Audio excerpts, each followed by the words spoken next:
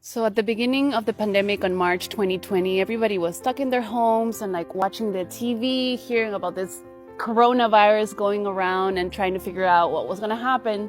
And as a music therapist working in hospice, we were still considered essential services. So we were going into patients' homes, going into hospitals, providing emotional support, doing a lot of FaceTime calls with families who couldn't get to those facilities.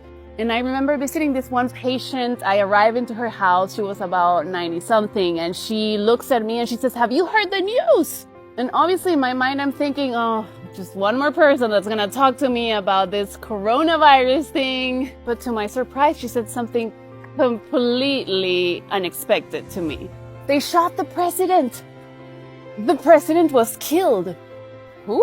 What? President Kennedy. They shot President Kennedy.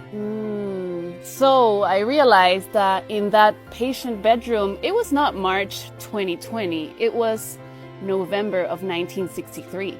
You see, a lot of times my patients might be time confused or maloriented, but as a clinician, as a music therapist, I am never trying to impose my own reality into their experience. Let me explain.